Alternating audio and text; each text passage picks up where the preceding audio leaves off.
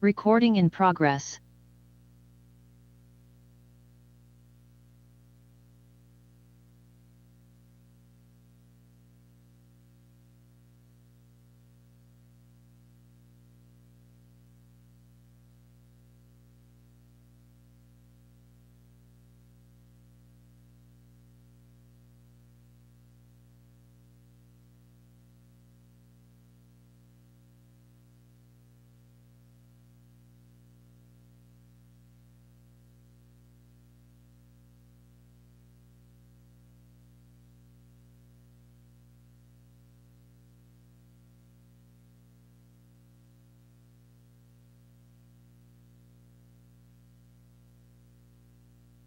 Sorry about that. We're going to get to approval of the minutes if I can figure out how to make this work right here.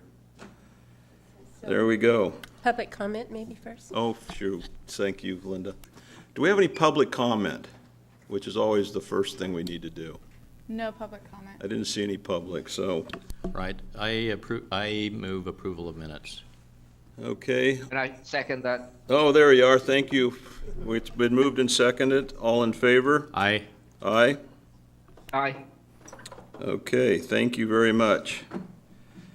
Now we're going to go to our first item, which is a policy question. Get this, and there we go.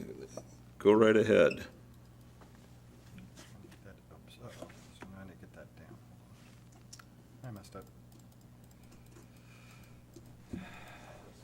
I went through, so I need to be able to put it. You got to get it working, and so do I on my laptop up Right, here. so I have to be able to share screen to the back of it and then open it up somehow There's not an option to share the screen. up on here.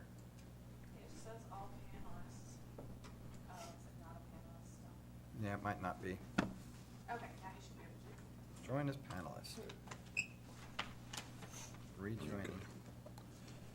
I'm gonna There we pull- go. Ah, there we go. So share screen. Screen. Yes, correct. And I'm sharing screen, I think. And this would be the 2022 citywide ADA retrofits. We've also been joined by Councilmember Lydia Dawson. Sorry about that, Lydia. I butchered your name. No worries, thank you. Okay, so Chair Dovey and council committee members, my name is John Mulkey. I'm a senior engineer for the City of Federal Way and I'm presenting the 2022 citywide ADA retrofits 85% design report and authorization to bid. The policy question is, should the city council authorize staff to complete design and bid the 2022 ADA retrofits project and return to the LUTC council for bid award and further reports and authorization?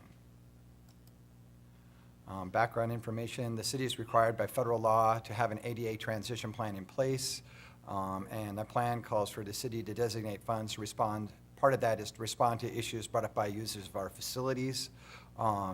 Previously, we had a previous approved standard application for curbing that we used to put ramps, to separate ramps that were close together, was causing a trip hazard for some users of facilities. We met with a member of this, a community member, and he showed us where he was having troubles with these curbs and how they were causing him a trip and a problem. So the latest design calls for a different methodology that would eliminate the trip hazards. So basically, these are pictures of those curbs. You can see where we have them in between the ramps. And then where we're going to do that is basically we'll take that curb out and put in a black detectable warning surface rather than have the curb. So with funding and expenditures, designed by city staff, construction cost contingency and construction management by city staff, we expect it to be $155,000 expenditures, and with available funding through the local infrastructure financing tool, which is LIFT, and traffic mitigation fees, we might have $400,000, which leaves a project by available budgets of $245,000. So the schedule, we anticipate bidding this project in August and completed in the fall.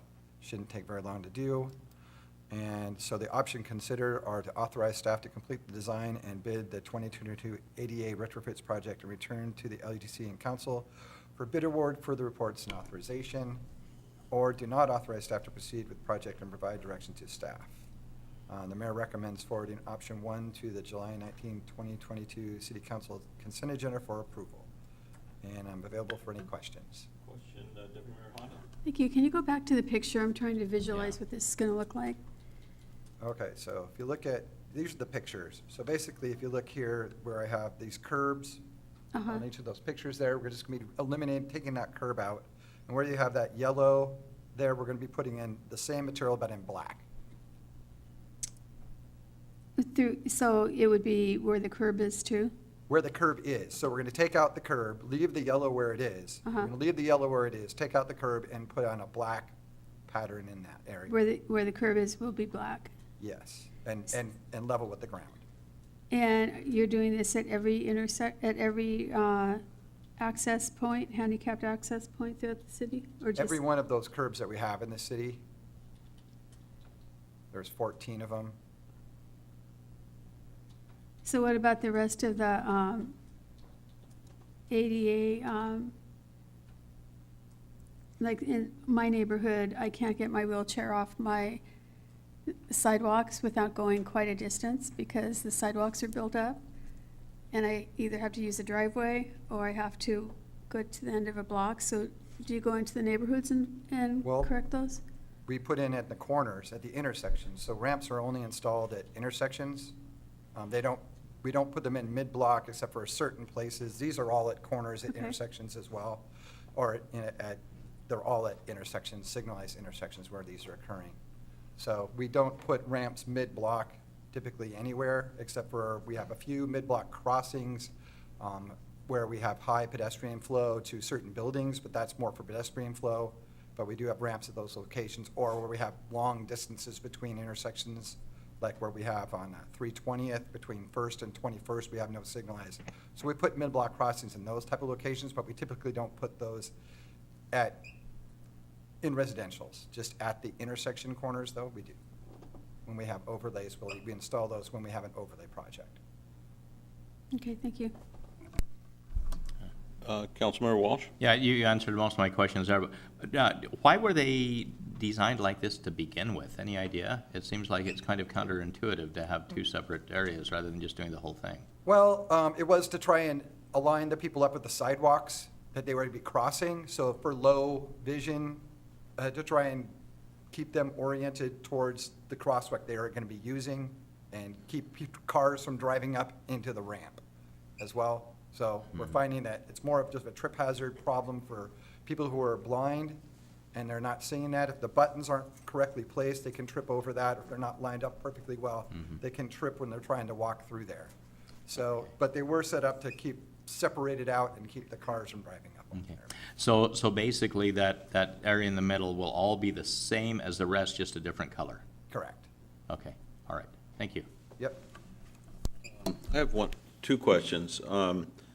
Going forward, when we put these in, the rest in the future, we're going to do the new design going forward, is that correct? We've already actually replaced some of the stuff that were going to go in on the new overlay projects. We got rid of that and we're putting it into the Okay. new standard for this year. And why are we doing it black instead of yellow? To separate the walking areas for low, because we don't want it to be, it's, the yellow area is defining where you're supposed to walk out and go into the crosswalk, and the black area is where you're not supposed to walk out. Okay, thank you. Do we have a motion? I move to forward option 1 to the July 19, 2022 consent agenda for approval.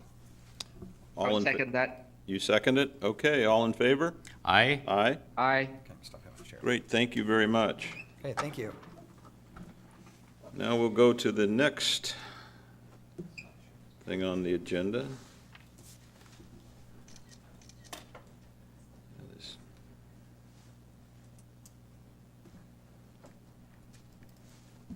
Which is item C, 2022 pavement repair project bid award.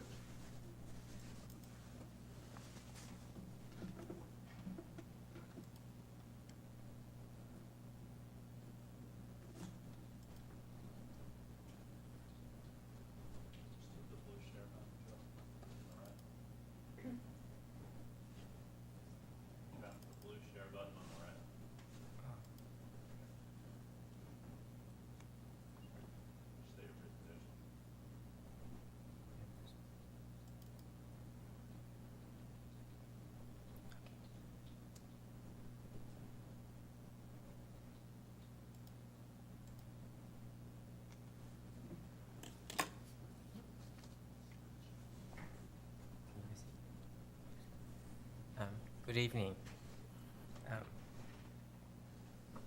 Chair Dovey, committee members, council members, my name is Jeff Han. I'm the capital engineering for the city of Federal Way, and I'm presenting the 2022 pavement repair project bid award to committee. The question before committee is, should the council award the 2022 pavement repair project to the lowest responsible bidder? 3 bids were received and opened on June 29, 2022 for the 2022 pavement repair project. The lowest responsible bidder is Budget Paving and Construction.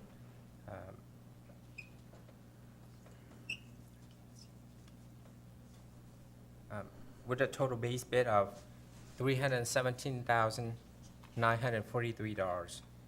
Public Works staff recommends that no alternative bid schedules be awarded.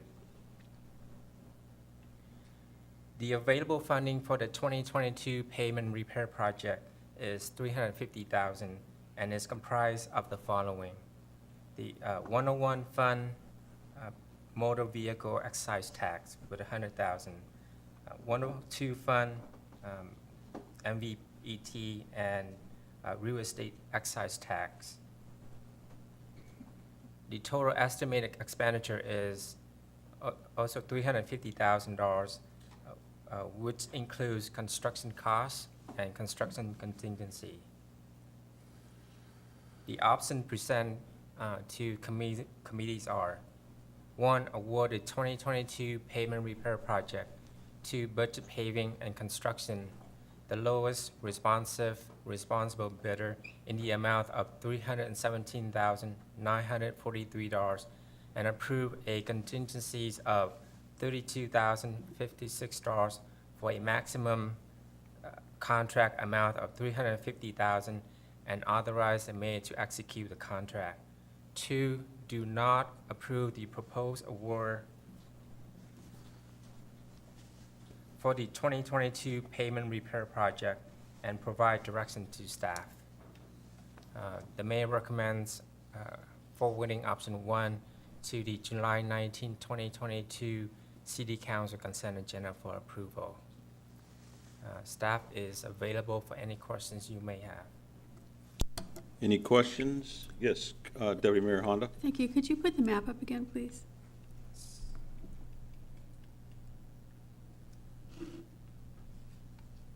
Where on Warehouser Way is, it's hard to see with the Zoom If I stuff can on move there. this, over. Oh, thank you so much. So that, the Warehouser Way location isn't impacted by the construction over there? I don't know why we would repave a road with the construction that's going on over there. We're not repaving the road. This is just a repair project, so we're repairing the subbase.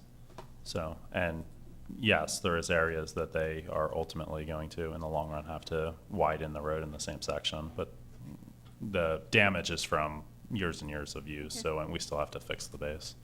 Okay, thank you. No more questions? Okay, do I have a motion? Mr. Chair, I move to forward option 1 to the July 19, 2022 consent agenda for approval. I second it. Okay, it's been moved and seconded. All in favor? Aye. Okay, thank you very much. And now we'll move to item D, which is Adaptive Traffic Single Control City Center Phase 2 bid award.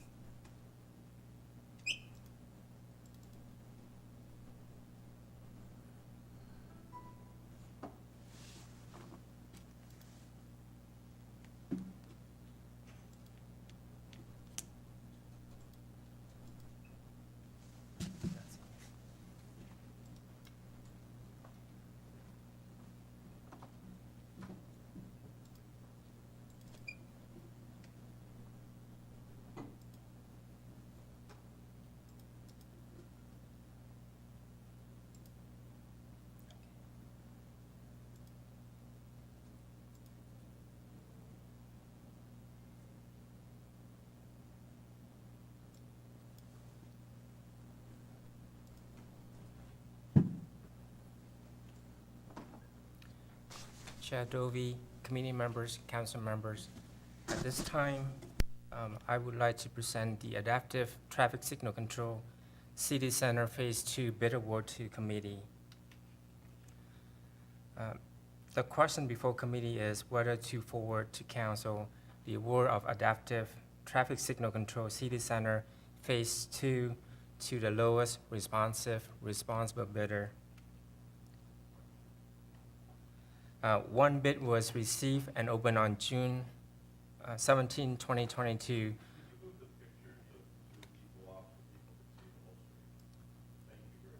Okay.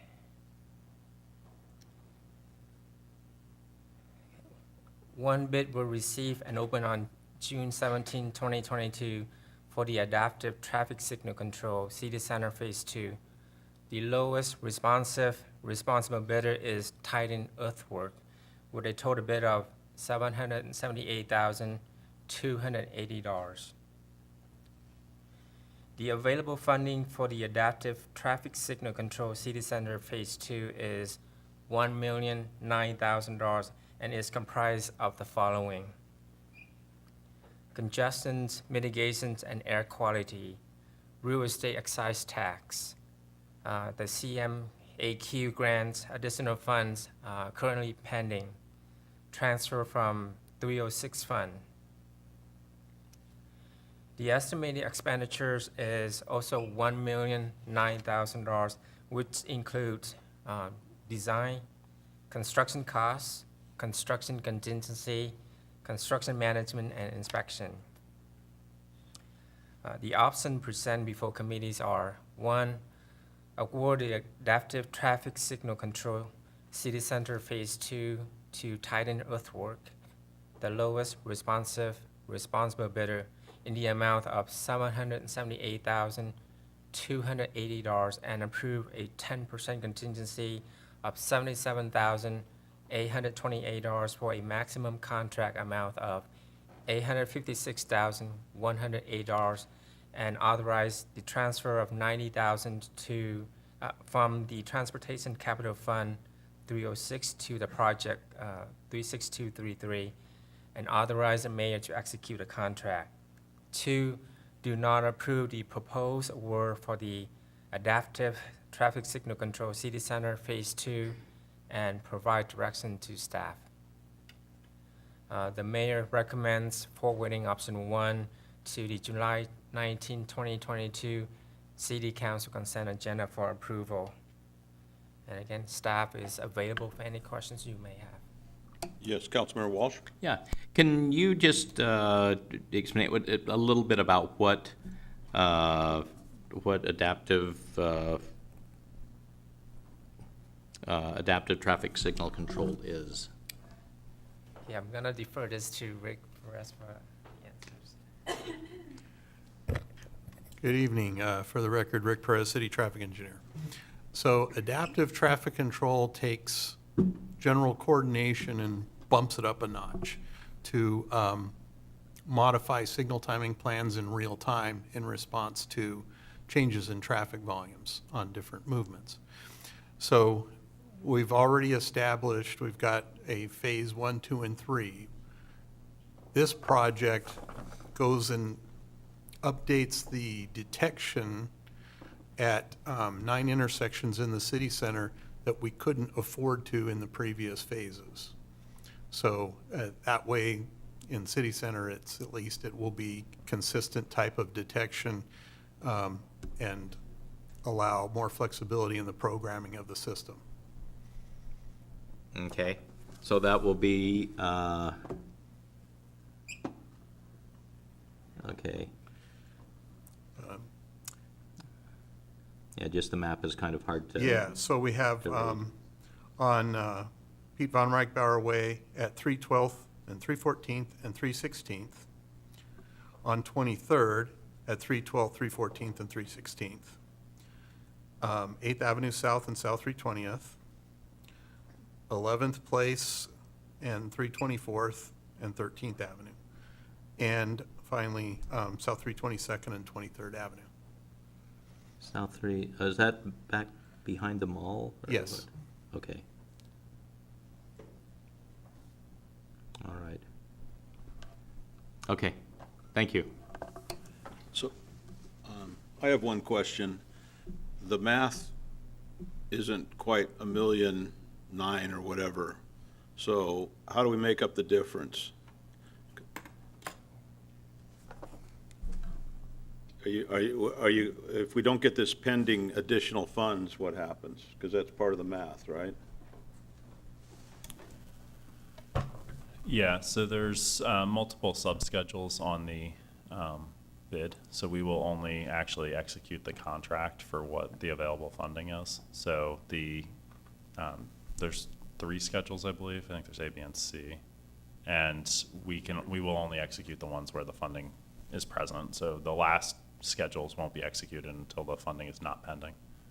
Okay, so we're not authorizing 1,000,009 based on the math, although that's the whole project. If the other 140 doesn't come in, then we're going to scale it back a little bit. Is that my understanding? Yeah, I mean, you are authorizing us to execute the full contract with the assumption that the funding comes in. If the funding does not come in, then yes, that is correct. We cannot authorize beyond the funding that we have. Okay, so when would we know about the extra 144? I mean, I'm okay with authorizing this. It's just that. We already have it. Oh, you already have it? Oh, Yeah, what- this is Okay. schematics with WashDOT, frankly. Yeah, we've talked to WashDOT, and WashDOT has approved the award of the base bid, which is 2 of the schedules, I believe. And they've said that they would have this additional money for us. We just have to go through the process of submitting the paperwork to actually obligate the funds before it's considered not pending. Okay, so we do have it, it's just, Yes. okay, thank you. Any other questions? Do I have a motion? Yes, if I can get to it here. I move to forward option 1 to the July 19, 2022 consent agenda for approval. Second. Okay, it's been moved and seconded. All in favor, say aye. Aye. Aye? Aye. Thank you very much. Thank you very much for your 2 presentations. And now we'll move to item E, citywide pedestrian safety improvements, 30% design. Right.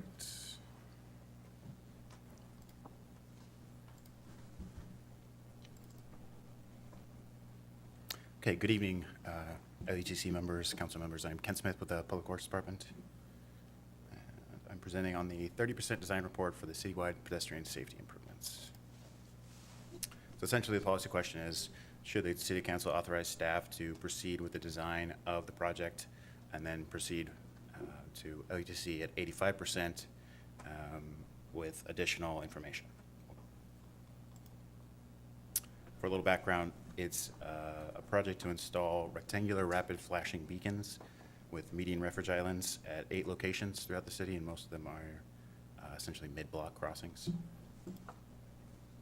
So the map's a little hard to read, but here's the 8 locations. We've got South 320th around the 1400 block, SR 509 at 16th Avenue, South 312th at 18th Avenue South, South 336 at 10th Place South, South 9th Avenue at St. Francis Hospital, and then Southwest 320th at 46th, and then South 356th at 2 locations, 18th Avenue Southwest and 23rd Avenue Southwest. And for a little update, the progress to date, we've got survey done along with the RFB memo and illumination memo, and then design to 30%. And then we're working on utility coordination, some preliminary contract specifications, and then the geotech investigation, and proceeding to 85% design. As far as funding goes, right now we're right on line with the total project costs coming in around 1.7 million, and then our available funding similarly, with most of it coming from an HSIP grant and a fuel tax. And options considered, authorize staff to proceed with the design, and then return to LUTC and council at 85% completion for further reports and authorization, and otherwise do not authorize staff and provide direction. And the mayor recommends forwarding option 1. And I'll I'll answer any questions. Councilmember Walsh, you had a question? Couple of questions. First, what is HSIP? Oh gosh, I'm not sure. Highway Safety Improvement Program. Okay, so is that state funds or you said it's a grant? So what's the source of the grant? They're through WashDOT. It can be either federal funds or state funds. I Okay. can't recall exactly which they are for this project. Okay. Yeah. And then next, and excuse me just a minute, it is allergy season.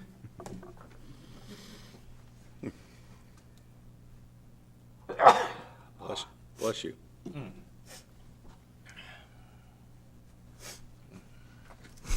I spent the weekend in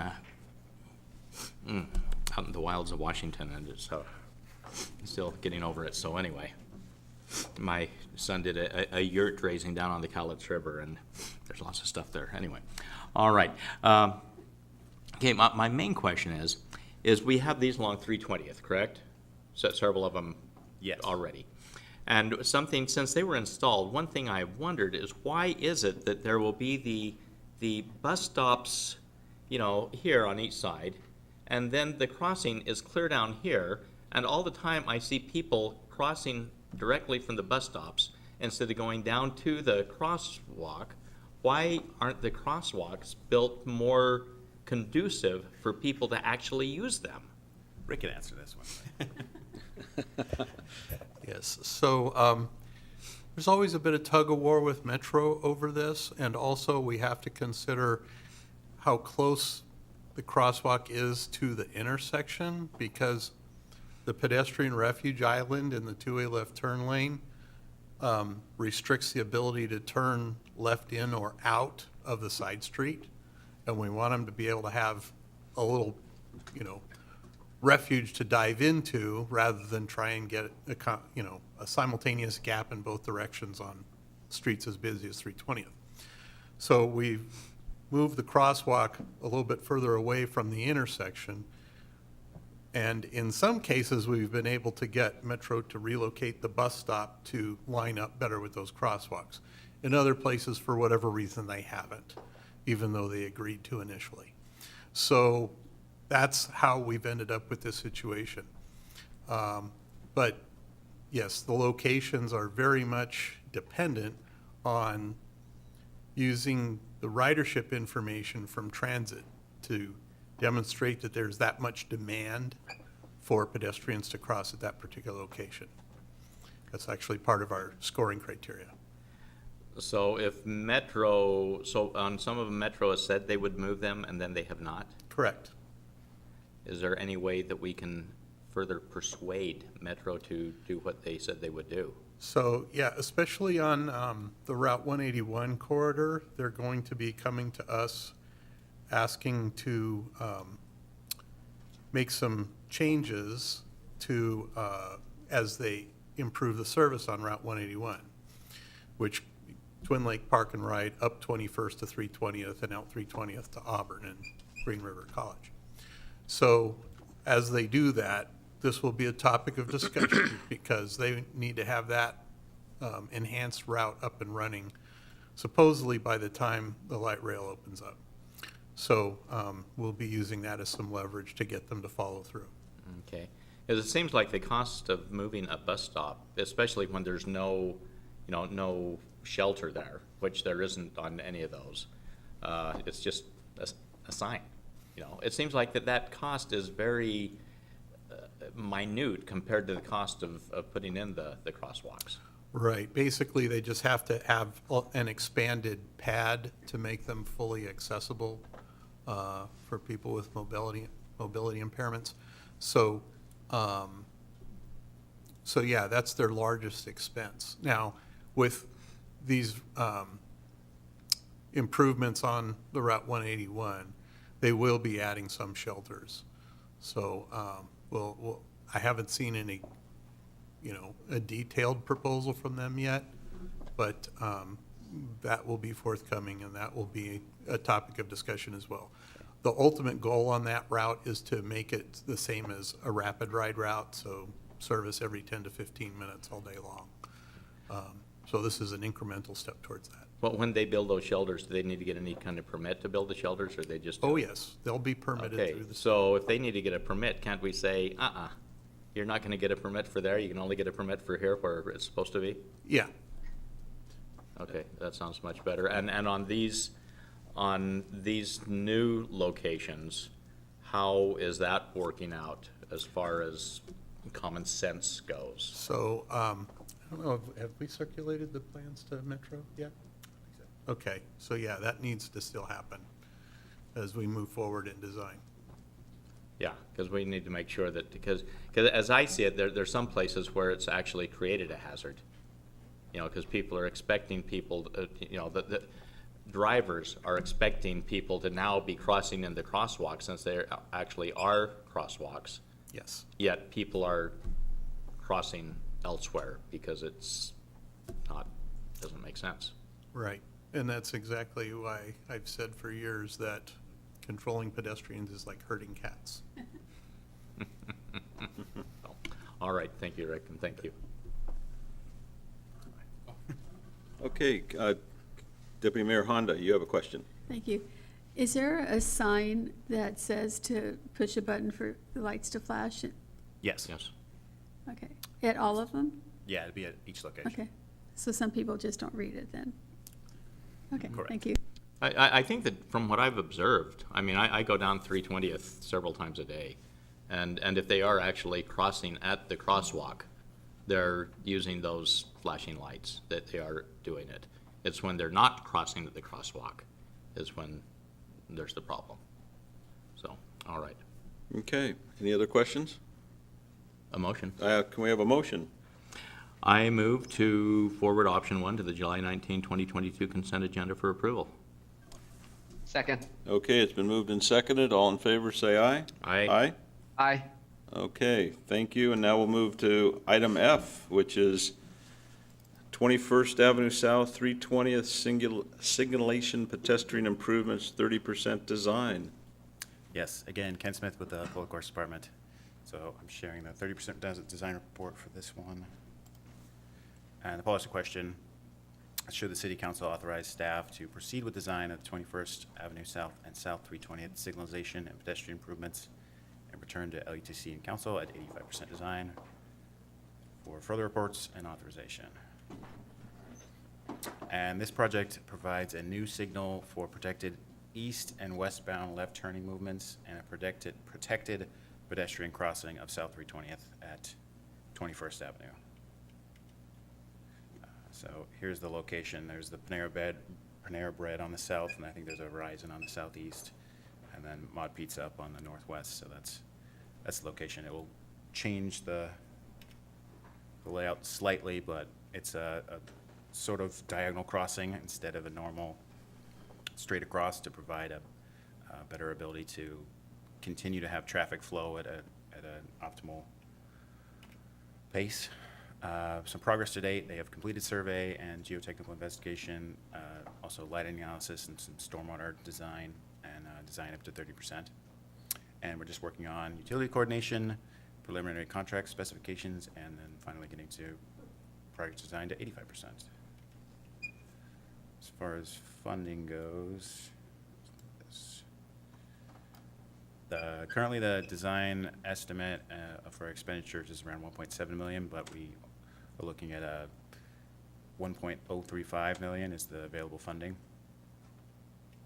which comes out to a shortfall of 685,000. Right now, based on the initial, a lot of the design costs are a lot higher than normal because they build in a lot of contingency into what they put in. So we'll have a better idea of what the actual cost will be at 85%. And the options considered, we've got either authorize staff to proceed with the design of the 21st Avenue South and South 320th signalization and pedestrian improvements and return to council at 85%, or do not authorize staff and to proceed with this project and provide direction. So Member Walsh? Recommend so. Option 1. Oh, did you have a- Questions? Okay. Oh, I was just, I was. One more yeah, sentence. So, with this, isn't this where we're just authorized to study for the dip? It is. That was the same question I had. I mean, why are we doing something which, I mean, this kind of reminds me of what we did with Town Center Park, spending a bunch of money on Town Center Park, and then, 18 months later or whatever, completely redoing it. And it seems to me as though, if there might be a dip there, that this should be held off until we know whether the dip will come to pass or not. The trouble is that the time it will take us to do everything for the dip, that we will need this signal in between that point because the station will be completed before. So we'll still need to have pedestrians coming from the Newtown Transit Station getting across 320th. And it also does provide protected left turns in that location that it presently doesn't have. So it's more of a sort of a timing issue. Either way, we're still going to need a safe pedestrian crossing, even though the dip could provide that, but the timing for when we will be able to do it would be a lot further out than this one. So, I mean, for $1.7 million, we could have a crossing guard out there, have one of our finest out there I think directing traffic you for probably, that. but I think the 1.7 million is if we construct it, not to get to 85%. What's the cost to Correct. get to 85%? The design itself, I think, was around 300,000. Yeah, around 320,000. So, 3/4 of that to get to 85%, maybe. So sorry for butting in there. No, But go ahead. But if we move ahead with this, we're gonna spend $225,000 to get to design, and then make the decision based on a dip? Is that kind of what our risk Chair, can money I is? step in here? What? Can I step in here? Yeah, please do. So we're required to build this by the grant that we received from Sound Transit in 2019. So they provide. So why don't we start out like that at the very beginning? So they provided the bulk of the funding for this. It is a system access improvement to get people into the station, and we are required to have it operational by 2024. So even if we were to do an alternate project that looks like the dip, we would have to have that constructed by 2024, which is not realistic. So we have to have something that's, even if it's an interim for a period of 10 years or whatever it may be until the dip is built, we're going to have this infrastructure in place by the end of 2024. Is there a more, since it's a fair probability it'll just be temporary, is there a more economical route that we can take with it? But that's what we're doing. And it's going to be temporary for a long time if the study shows that that dip can be built by the time that gets funded and everything gets constructed. It's going to take some time to get to that project's completion. Okay. Could you please show the map again? Go ahead, Deputy Mayor Honda. I went too far. Sure. This one or the other one? Yeah, no, this one. Okay. So they'll cross here and then they'll wait. Yeah, the pedestrian island, I'm not sure on the timing specifics right now, but there's a potential that they would cross one side of, half of 320th, and then push another button to cross the other half of 320th. Have there been any incidences of people being hit in these islands while they're waiting? The way that people drive these days, especially when they're going to be distracted by a train, I would be concerned that they're just waiting there and they could be in danger. It's a valid concern. I think relative to the risk of what pedestrians are doing now crossing there, this is still going to be a heck of a lot safer. The other thing is these left turn movements would be going at the same time. For instance, this eastbound left would go the same time as this pedestrian crosswalk. This left turn would be going the same time as this. So you would have people queued up in the left turn lane at the same time that pedestrians were waiting for the pedestrian signal to cross the other half. understand. Yeah, Huh. Okay. It seems to me, watching the way people behave as is now, that they're not going to bother to walk down this island and push another button that you're just gonna run across. Well, and, we can't prevent everything, but we can at least show them a safer way to get across. If they don't choose to use it, then that's something that's beyond our control. The reason we set it up this way, and, certainly there's different opinions about relative prioritization, but with signals so closely spaced that the ability to get two-way coordination is extremely difficult when, the intersection at 25th Avenue South, I think, is an example of what not to do. And so we wanted to avoid that situation, but still provide a good way for pedestrians to get across. And as EJ was describing, this signalization project was conceived of long before anybody talked about a dip. So, and I will support the idea that the dip isn't going to happen very quickly, even if all of a sudden we had, all the money necessary to construct it. Okay, thank you. Councilmember Dawson, Lydia? Yes, thank you. So my question is, for clarity, so when you cross from the north side to the median, to the middle, and then do you go west? You're not looking at it correctly. Yeah. Yeah. So between that you just marked, and yes, so Yeah, there right is there. wow, okay. So I do have a concern, because are people really gonna walk over there, or are they gonna continue crossing? That would be my concern. Right. And so this is still design and process, but the concept here would be to have low-profile fencing to try and minimize the risk of that. That would be on both sides of the walkway to help provide more separation between the pedestrians and the through traffic on 320th. So again, we can't prevent it, but we can at least provide clear guidance as to how they're supposed to cross. We can minimize.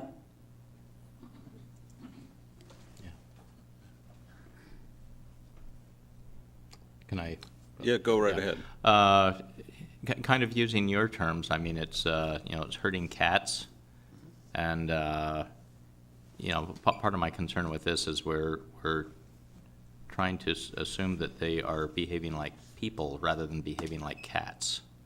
And a cat would just walk across there. And so, anyway, that's. I have one comment.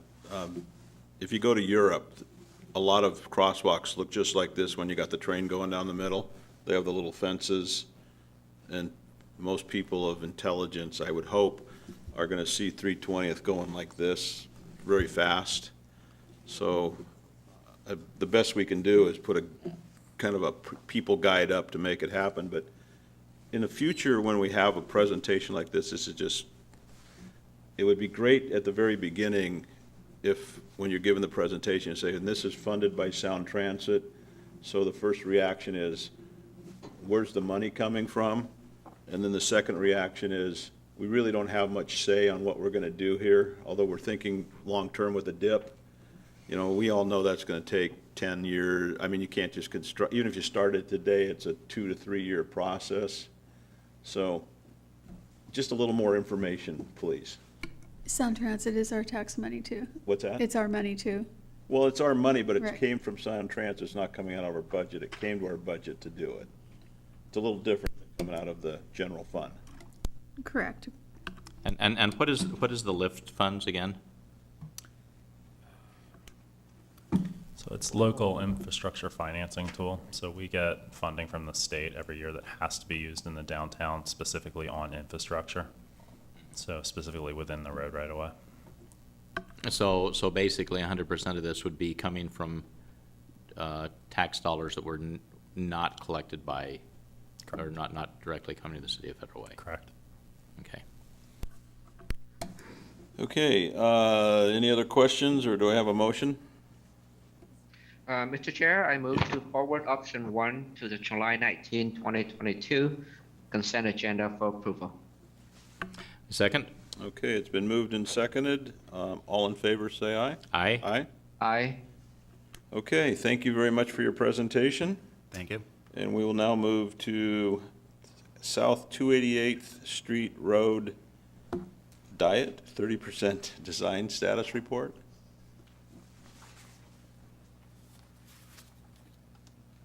I didn't realize South 288 was so fat that it needed a diet. Yeah, it's so many cars, we need to cut it down, huh?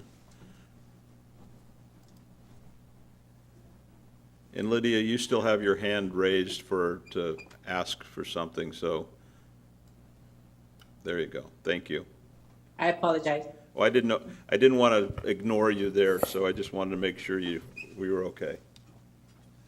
Thank you. Good afternoon, council members. My name is Omar Barone. I'm a senior capital engineer at the City of Federal Way. I'm new. This is my first time presenting to you guys. I've been serving the Federal Way community for about 3 months now. Previous to this, I served at the City of Lakewood as a design engineer and project manager, so very much looking forward to continuing to work here with you guys and managing this project, and also many more to come in the future. Which brings me to the South 288th Road Diet project, just as a 30% design report.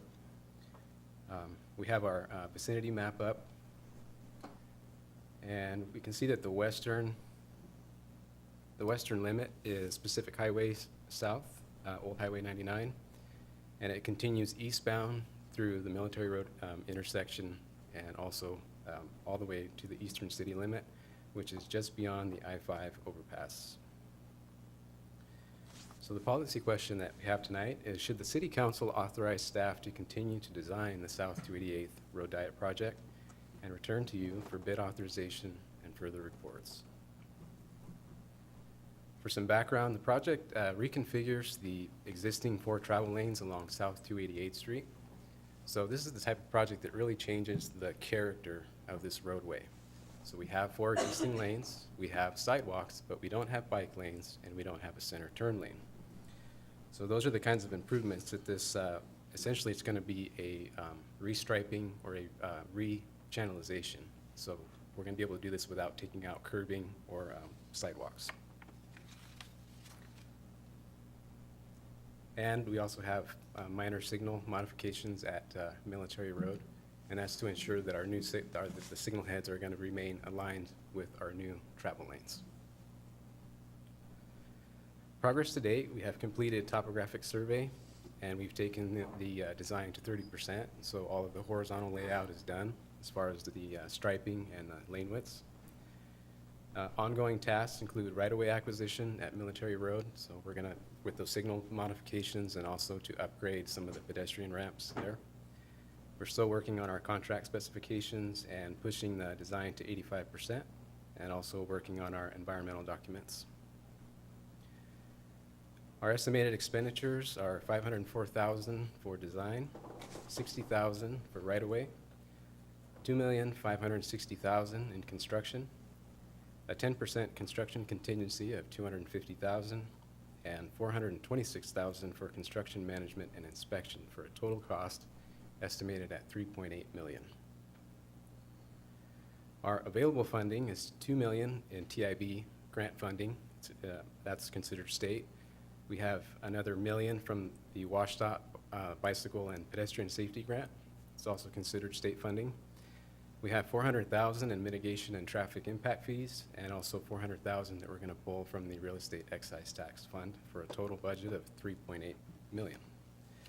So in this case, the books are balanced, and we're going to work really hard to keep it that way. Our options considered are to authorize staff to proceed with the design of the South 388th Street Road Diet project and return to you for further authorization and further reports, or we do not authorize staff to proceed and provide direction to staff. The mayor recommends that we move forward with option 1 to the July 19th City Council consent agenda.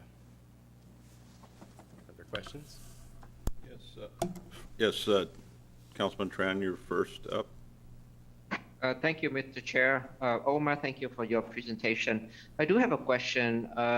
So with this project, we are gonna take 4 travel lanes and then we make into 2 travel lanes. How is that going? How is that going to impact the traffic within the city?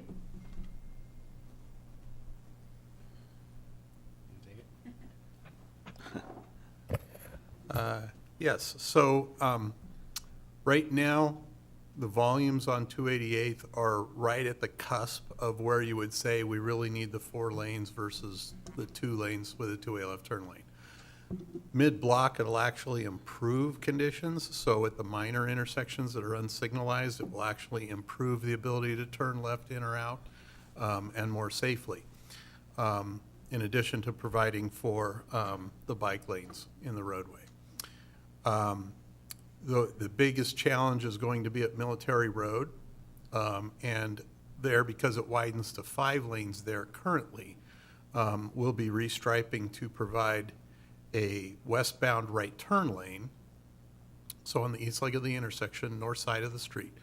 Then that will significantly mitigate, especially in the morning peak hour, the traffic congestion that would otherwise result. So it should be good for about 10, 15 years. And we've been looking at the need to widen Military Road to 5 lanes. The volumes are much higher on Military Road than they are on 288th. And so that would help mitigate the long-term impacts of reducing the number of through lanes on 288th. Thank you. Councilmember Walsh? Yeah, couple of things. First, my normal silly question when I don't know terms, why the heck is it called a diet? So the idea there is just that you're taking a 4-lane street and making it a 3-way street. So you're dieting the number of lanes. It's just kind of colloquial terminology amongst traffic geeks. All right, okay. And then you said that we wouldn't need to, we're not actually widening it, we're not changing the curb and gutter on it, is what you said. But I noticed that there was right-of-way acquisition costs. Why is there right-of-way acquisition costs if we don't need to do a physical widening? So it kind of rolled up from the fact that in order to get the signal heads in the right place, we would have to replace one of the mast arms at the intersection of Military and 288th. So, but when we started looking at the overall condition of that traffic signal is one of the oldest remaining signals in the city. It was actually built in '72. And all the conduits are full. So making modifications to just replace one mast arm didn't make a lot of sense because we'd be having to run new conduits across every street anyway. And knowing that we're going to have to come back eventually and widen Military Road, it made more sense to just completely reconstruct the traffic signal and put the signal poles in their ultimate locations. So that's what the right-of-way acquisition is for, is to buy enough property on the corners to land those signal poles where they needed to be. Okay, thank you. Could you put that map up one more time? It's just, Chair, I have a suggestion. In the packet, maybe we could have the maps included what's that? in the packets. Have the maps included in the packets. Yeah, it's a good suggestion. That would be. So, it's, I don't know, I just have I remember back when we had to put that turning lane in on 288th onto 99. You know, we had to put that yellow divider there because people were running into each other, and You know, we had the gas station there, and that's kind of the same place we're talking about, right? So, yes, here at Pack Highway, that is Yeah. the place. So, where's, It just, I don't know, it just seems to me, one of our major streets in Federal Way, we're gonna go from 4 lanes to 2. That doesn't add up in my brain as a good project. I mean, we got the money and all that, but I don't know, I'm not convinced that that makes business sense. okay, so, basically, other than at the signalized intersections, a 3-lane street, with the 2-way left turn lane can move just as much traffic and is actually safer. And also by providing the 2-way left turn lane, that gives us space to put in the pedestrian refuge islands, to put in mid-block ped crossings. And so in that regard, it's a win-win. And I described the situation with Military Road. That's being the key bottleneck on this corridor. So that is going to have to be a phased approach. So that's what we're up against. But the idea is we've had 2 fatalities on 288th, particularly one right in front of the Safeway at 26th Place and another one a few years ago at 28th Place. There was also a pretty serious pedestrian injury trying to cross 288th at 20th. 4-lane undivided streets are extremely difficult for a pedestrian to cross safely because they have to get a simultaneous gap in both directions. And by the reason we're big on the pedestrian refuge islands is it increases the number of pedestrian gaps that are adequate to get across the street by 5 times.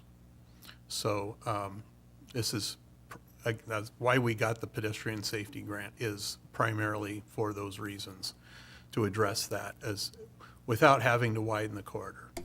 So this is really about pedestrian safety more than traffic flow, correct? Correct. Okay. Okay. Thank you. Questions? Is there a motion?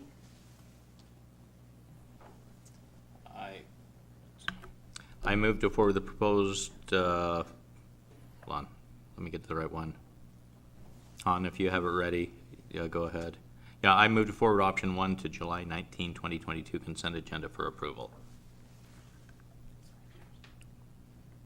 Gotta go off mute there to second it. Sorry, I second that. Okay. Thank you. All in favor, say aye. Aye. Aye. Aye. Thank you very much for your first presentation. We'll see many more. Okay. Before everybody leaves, could we back up just a minute to Sure. clear back to the 320th crossing? I would imagine that you also discussed the option of say, a pedestrian bridge. I mean, what kind of cost would have that been, rather than this funky crossing the way it's proposed? A lot. We've looked at a pedestrian bridge a couple of times. There's some other challenges with that that this project wouldn't address. The 320th project is a combination. It's not just pedestrian safety, it's also getting vehicles access to be able to get into the garage. That's why Sound Transit is funding putting in the light there, so we can actually have a dedicated left turn. That project has multiple components. Pedestrian safety is one of them, but increasing the left capacity to get to the transit center is really the driving factor of that project. Okay. All right, thank you. Okay, now we're talking about amendment number 2, underground utility locating. Is that correct? Yes, sir. You're up. I'm Cole Elliott. I'm the Development Services Manager. Good evening, Council President Hunt, Council President, Deputy Mayor, members of the committee. We're here to discuss the Underground Utility Locating Services Agreement Extension. Well, if I can get it to go.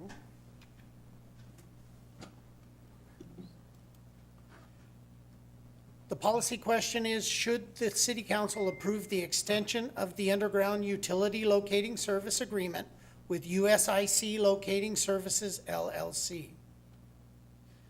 The background, the city is required to mark out city-owned utilities when a one-call request is turned in. Beginning in 2019, the city contracted with USIC Locating Services for locating of storm facilities, signals, and streetlights. City fiber is largely not marked out, and therefore the city remains liable for all utility strikes. Typically, we have 1 to 2 utility strikes a year. During the 2019-2020 budget process, Public Works reviewed all of our in-house and contracted services to identify potential savings and efficiencies. Storm drainage, signals, and streetlights within the current approved budget to contract out the utility locates. City fiber was not included in that initial study and still hasn't been. Requests for proposals went out in February through March of 2019. We received 1 responsive group, which was USIC Locating. The budget, the funding, within the budget for the 21-22 fiscal year, we have $220,000 that comes from the SWIM and the traffic budgets funds. The contract for the 23-24 will again be $220,000, again coming from the SWIM and traffic budgets. We do have a placeholder within the contract for location of the city's fiber if the city calls for it. Options to be considered: approve the underground utility locating service agreement extension with USIC LLC in the amount not to exceed $220,000 and authorize the mayor to execute the agreement, reject the underground utility locating service extension, and provide staff direction. The mayor's recommendation was, of course, option 1. Any questions? I changed up the look. What's the hourly rate if we call them out? Let's see, it's set for the first 15 minutes of locating. Thereafter, the hourly, don't quote me on this because I'm talking off the top of my head right now, for the increase is, I believe, $35 an hour. $35? Yes, sir. Oh, that's pretty cheap. It's actually very inexpensive. It is, okay. Is it more than that, EJ?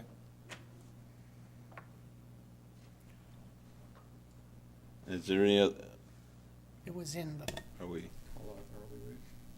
actually, it's in the back of the agreement, which was in your packet, Yeah. so. So it's either Well- 53 or 22, depending on. what's that? It's either 53 or 22, depending on if they're already on site or Okay. not. Got it, okay. I didn't read that part, that's why I asked the question. Okay, I'm sorry. Okay, any other questions? Seeing none, do we have a motion?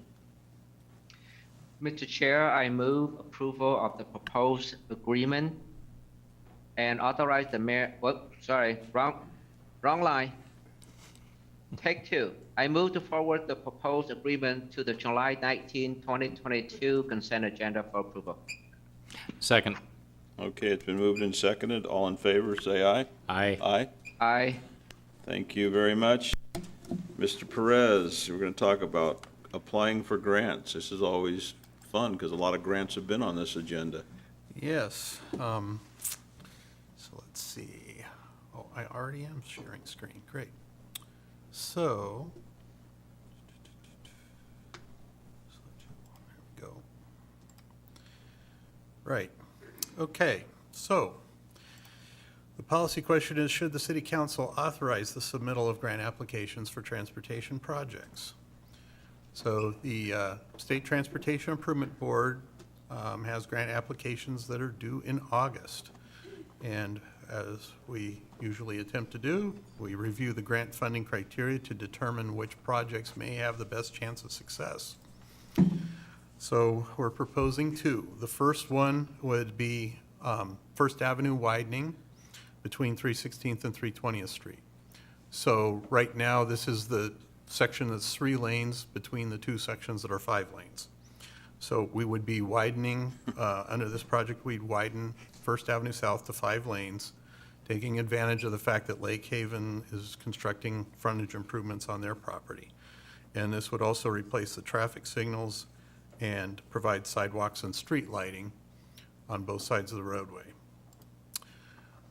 The other project we're proposing is the pedestrian crossing safety project, similar to the project we were just discussing with citywide pedestrian safety.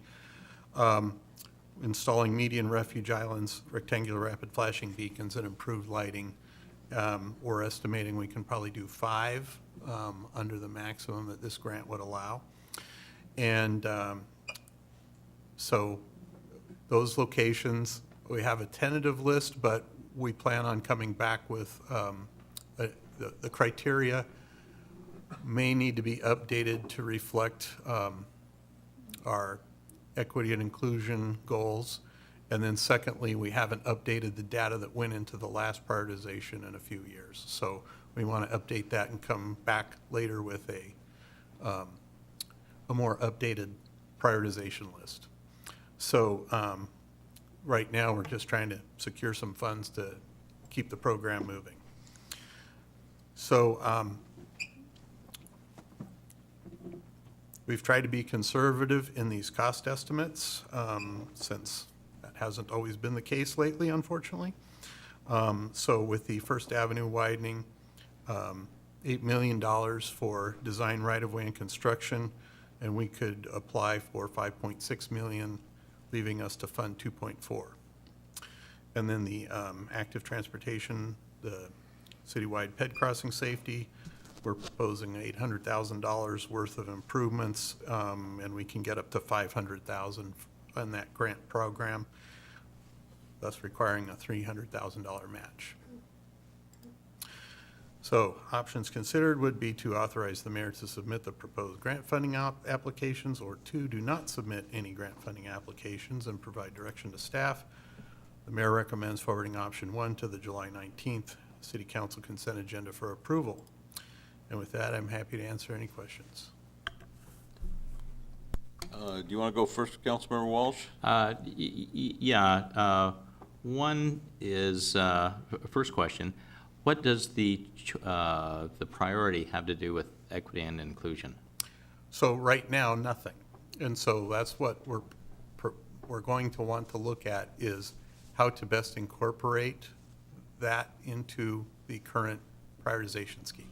But what, I mean, how is that incorporated? What, So- I don't see. Okay, just making sure that, for instance, all the improvements are only going to higher income areas, that we're being consistent Okay. throughout the city and trying to make sure that we're providing equal access to safe pedestrian facilities. Okay, all right.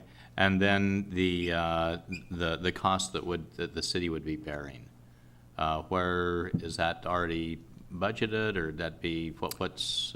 So in both cases, it will require future changes in the budget process. So we'd be looking at, for the pedestrian safety one, we currently set aside, of the gas tax funds, we get 1/2 cent of, I think it's 3.5 cents that we get from the state. The 1/2 cent was earmarked specifically for pedestrian safety projects. And so we continue using that source to provide the match for this. And that's basically, 300,000 is about 1 year's worth of that revenue stream. The other project would be funded out of a combination of real estate excise tax, utility tax, and transportation impact fees of new development. Okay, thank you. Okay, so my question is, we just had a presentation going from 5 lanes or 3 lanes or whatever it was down to 2, and now we're going from 2 to 5? I mean, Right. and we just had the presentation for safety about pedestrians crossing across lanes, and Right. seems like we're talking out both sides of our mouth on 2 different projects. Well, So different circumstances for each. In this case, you know, there's been a project on the TIP for several years to improve First and 320th. Okay. And so we haven't decided on what that intersection needs to look like, but we know it has a capacity problem and a safety problem. So this is kind of the first phase of that improvement, minimizing any potential cost of, you know, having to revise stuff later. I see. And so it's kind of a phased approach that, and the other factor is, if we decided right now what that intersection improvement project would be, we would still want to include this widening to make it function better. But then the cost of the project would be so large that we wouldn't be able to get it funded all at once anyway.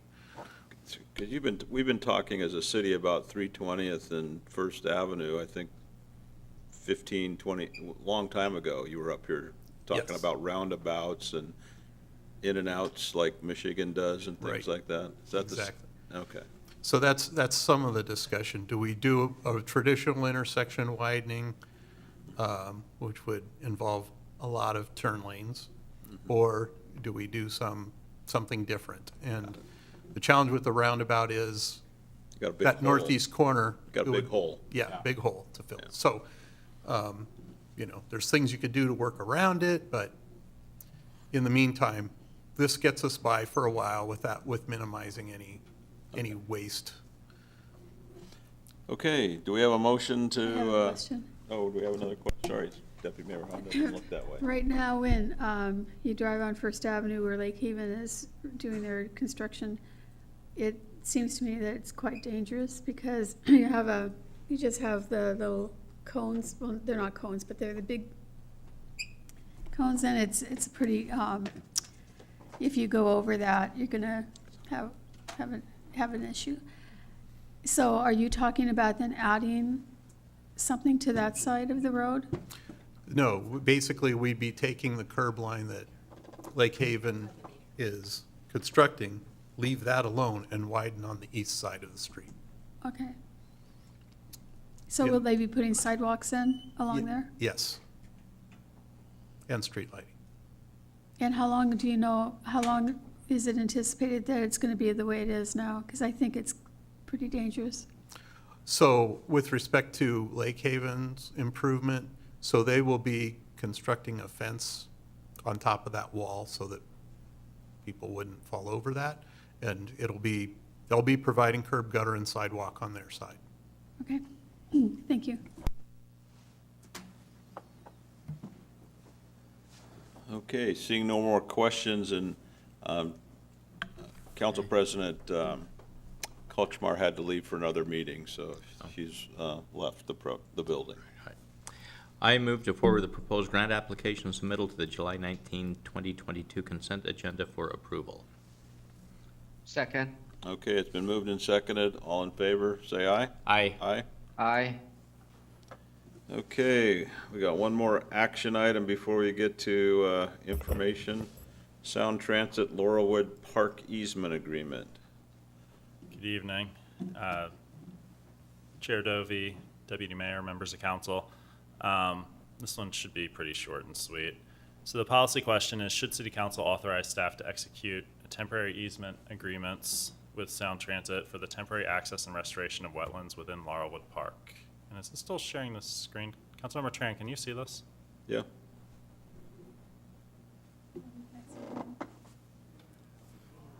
I don't think it's I see the sharing. policy question, or did. Yeah, I think you can. I'm not sure that the council members can though. Yes, I can. Sweet.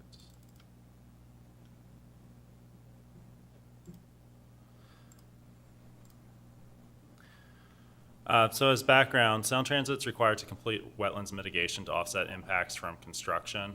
The one identified location within the city that we have already approved as part of the development agreement is within Laurelwood Park. They require easements, FTA is requiring them to obtain easements to construct and monitor the work. They will restrict it during construction, and it's an area that's mostly woods today. It's, they're not closing the park. And it will be reopened during the monitoring period. And there's a slide showing a map in a second. So the financial summary is Sound Transit will pay the city a total of $19,000 for the use of the easements. This funding is set to go into the park CIP and will be used to make other improvements within the park system that'll be budgeted through the Parks Committee and their CIP process. So location, Larawood Park, the overall map is on the left. And as a point of reference, north is actually 90 degrees off on the drawing on the bottom. So this common point, which is the entrance, is actually right to the looker's left of the current drive, and it comes down, and it's effectively this woods area that goes around the main park today that's covered in mostly invasive Himalayan blackberries. So that is the area, it's historic wetlands. So Sound Transit's proposal is to go in, remove all the invasive species, and restore the wetlands to their original function. EJ, well, can you orient us a little closer with that? I'm not, that's one of the few parks I'm not familiar with, and I'm trying to see just where in the city it is. Sure, so this is Military Road. It's up in the northern part of the city. So 94th is this road that comes in right here and makes the dog leg. The road you get into the park is actually 286th. So you go through a residential neighborhood. If you go out to the park today, there's a picnic shelter and there's a really old playground and a big grass field, and that's pretty much the extent of what's in the park today. It is used by the neighborhood for like barbecues and gatherings, but it's not a very heavily used park. So Pacific Highway would be out here to the west, and the Safeway is kind of up right at the top of where the L would be on Military Road, if you're familiar with that. Does that answer your question, Councilmember Walsh? I can pull it up on Google Maps if that works.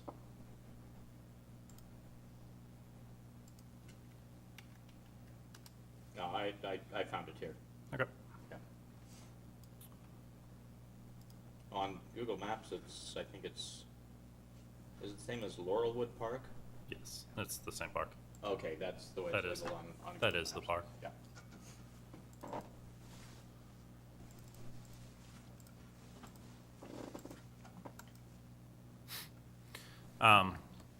So again, to kind of reference, like I said, north on the plan from Sound Transit's actually left. So it comes in off this main entrance here, and then it wraps basically down the woods through here. And then where you see on the right, the yellow where it juts up here, that's actually this point right in here. So it comes up. So they're basically doing a ring around the actual improved park area today of wetlands restoration. So the options considered are to authorize staff to execute the temporary easement agreements with Sound Transit for temporary access and restoration of wetlands within Larawood Park, or do not authorize staff to execute the agreements with Sound Transit and provide direction to staff. And the mayor's recommendation is option 1, and I am happy to answer any questions.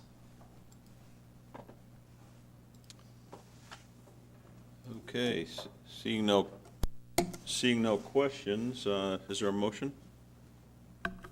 Chair Dovey, I move to forward option 1 to the July 19 consent agenda for approval. I second. Okay, all in favor, say aye. Aye. Aye. Okay, thank you very much, EJ. Okay, now we're going to move to the next item, which is item K, presentation on school impact fees. And this is for information, and we'll see where we go from there. How's that? That sounds like a good plan. And before we do that, the reason this is on the agenda, we've been having lots of discussions with about our downtown, about building in Federal Way, and one of the messages I've heard is that one of the reasons people haven't developed in Federal Way is our impact fees are not in line with other jurisdictions around Federal Way. Some developers have expressed interest, this is the reason why they didn't come to Federal Way. So that's teed up, and we'll go from there. Thank you, Chair Dovey. Committee members Tran, Walsh, Deputy Mayor Honda, Council Member Stefa Dawson. Keith Niven, Planning Manager. So this evening we're going to talk about school impact fees. And so under the RCW's impact fees, intent and limitations, it's the intent of the legislature to ensure that adequate facilities are available to serve new growth and development, to promote orderly growth and development by establishing standards by which counties, cities, and towns may require by ordinance impact fees. And the reason why I provided this language is to be clear with you guys, and the reason why I highlighted cities is because the RCW does not give authority to school districts to charge impact fees. And so they actually have to collect those impact fees through an agreement with the local city to do so. And that's an important part that we can talk about later. So under Federal Way Revised Code 1995-040, fee calculations, subsection 2, separate fees shall be calculated for single-family and manufactured homes, so that's one category, and then multifamily dwelling units and duplexes. So right now by code, duplexes are the same as multifamily, and that has a big impact as we get to looking at what those fees are. So the 2022 Federal Way school impact fees that are charged within the city are, and there's actually two different calculations depending on whether it's inside or outside the planned action area. So the city prepared a planned action environmental impact statement for this area, which includes, you can see the Commons is at the south end. It kind of works its way up to include TC3, Hillside Plaza, and so it's most of the city center core and then part of the frame, okay? And what was decided is that if you look at the second column in the chart, the impact fees for that area is, for the most part, lower than in the rest of the city. For larger multifamily, significantly, and then it kind of tapers off as the units get smaller. This next table is important in that it shows what impact fees are charged by school districts in King County. So I realized I left Seattle off, but otherwise I think I got every school district in King County represented in this chart. And what it shows is the average for both single family and multifamily, what the median is, and the median for single family is Kent, and Enumclaw happens to be the median for multifamily, and then it shows what we're charging in Federal Way. So if the average is $69.37 for single family and the median is $4,800, we're charging $1,845.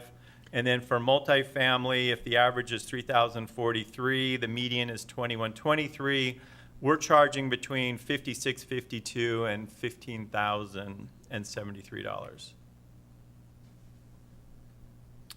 Now, before we get to questions, I had some follow-ups that Committee Chair Dovey asked me to look for, and so I can provide those this evening. So one of them is, how much have we collected in the first 6 months of 2022? And the answer is a relatively low number because we've only collected from some single-family builders so far this year, but the number is $20,295. So that's it.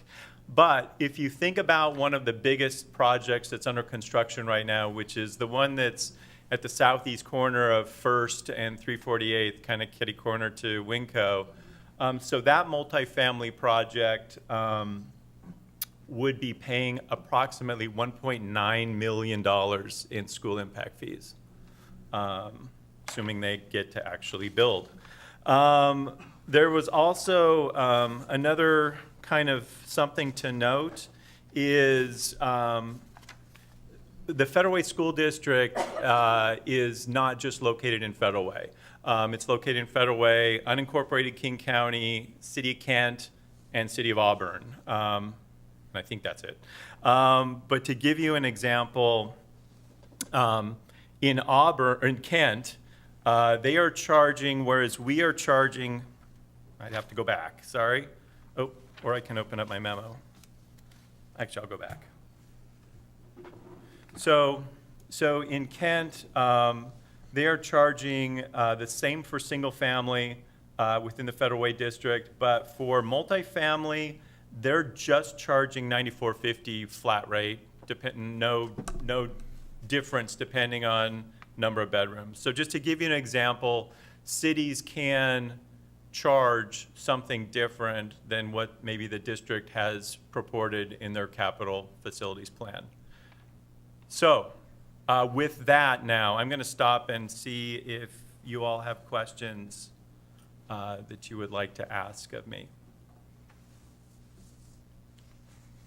Councilmember Walsh, did you have a question? or- No, well, actually, okay, you said that the city of Kent is, So the city of Kent, so what shows up on this chart that's on your screen right now, that's what this Kent School District is charging. But where Federal Way School District overlaps the Kent jurisdictional boundaries, Kent has a different school impact fee for that part of the city.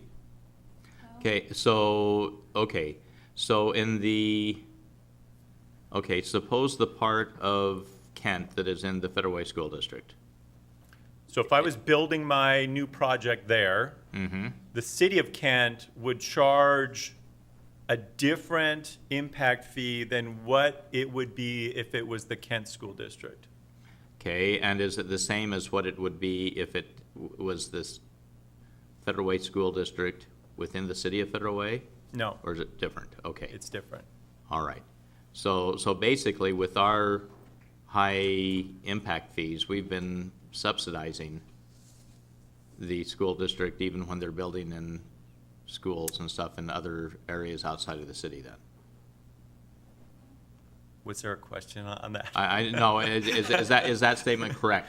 What I would say is that we are charging higher school impact fees than the surrounding cities. That is probably a disadvantage to the city of Federal Way on a number of different levels. And so that is true. Whether or not, so our interlocal agreement with the school district that we approved in 1996, it calls for them to provide an accounting of how they're spending their school impact fees that they've collected. I have not seen any of those reports, so I can't really talk to what it is they've been spending the money on. Okay. I think when we discussed the impact fees that Kent was going to charge, there wasn't any area to build multifamily in that area. I do remember a discussion about that. Okay. Lydia, you have a question? Yes, I do, and thank you. Just wanted to ask what the cities with zero school impact fees are doing and how did they get it to zero? So that's a great question, and the stories may be a little different depending on the city involved. So both Mercer Island and Tukwila, I can't speak to Shoreline, but both Mercer Island and Tukwila recently changed their impact fees to zero, like within the last 2 to 3 years. I would have to go back, and I had actually looked through those ordinances to see why they did that. And I don't have that answer tonight, council member, my apologies. But I could get that information if it's important. Oh, I'll just, Thank you. Yeah, it would be great if you can get it, if it's not too much hassle. It is not. And if I might just add a little bit Thank you. of context there as well, there's no requirement for a school impact fee in a city. So cities are authorized to collect school impact fees, but that's not required. Yeah. Isn't, Oh, okay. That's great. But how they got it to zero would actually be also interesting, even if you're not required to do it. now, question for you. Isn't Seattle zero now? That is, Seattle is zero as well. Seattle's 0 as well. Do we know what Tacoma is? I did not look at Pierce County schools. Okay. Yeah, I'll just, one of the reasons I brought this forward is we're about to embark on trying to bring development downtown to transit-orientated development land and what we call the, what is it, Town 3 Center or target area, as I know it. And one of the, as we've been going through our meetings and some of the comments have coming up, is that our fees or mitigation fees for school district is kind of a, makes people really think about it and makes it a stopper in many instances. And when the last meeting we were at, we were told, or it was, yeah, we were told that studios, 1-bedroom and 2-bedroom, generally don't have many students. And so it seems to me that if we're going to encourage good development, good market rate development, work within Sound Transit's pricing on medium-priced buildings, we should be thinking about there's not going to be a lot of children there. The schools don't have any land to build more property. They've just done Thomas Jefferson, they've redone Federal Way. They're in the process of redoing Decatur, I believe, and Illahee. Huh? You wish? I wish they were redoing Decatur. Well, yeah, they did it. It's going to be a long time. But it seems to me that collecting these fees for prime development where there aren't going to be a lot of children is not in the city's best interest. And I get it when you have a 4-bedroom apartment and a 3-bedroom apartment, there's probably a chance that there's going to be children and things like that. So, you know, maybe we leave the fees the same or look at them a little differently, but I would want to propose that we'd look at studios, 1-bedroom and 2-bedroom, and for the near future, make them all 0. Let's make it so that developers want to be in Federal Way, they want to develop, and we can take up the space for the book we all got about where's the middle market for duplexes and for fourplexes that are going to come in. It's in the book that you had us all read. And we're going to be developing all these places. I think we should be encouraging development instead of stopping it. And so that's why I brought this forward. And I would like to move, and I'll get to you right in a second, Lydia.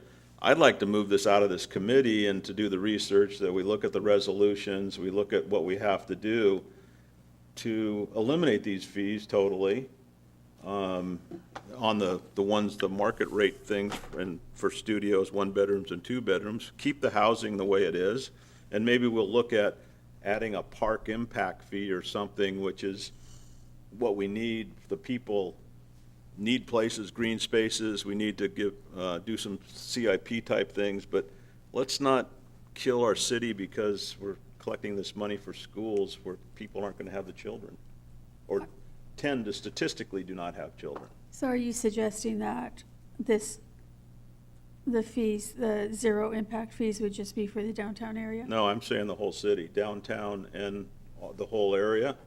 But keep the impact fees where you're having 3- and 4-bedroom locations, because those are probably going to have children. So schools get their fees for the growth of the younger generation, or the younger population. But I would take the whole city and, you know, take it down to 0 all across the board. I think. And then we have the ability for people come to us and say, we want to develop in Federal Way. Then as a council, as we set the policy, what's going in, you know, we're not rezoning the land to do something it's not already zoned for, but we can encourage the builders to come downtown, that the meetings you and Jack and I have been in, and the rest of the city, the areas that we need the mid-tier housing to come in to meet the population growth. I think the developers that spoke with us about the 2 bedrooms up north,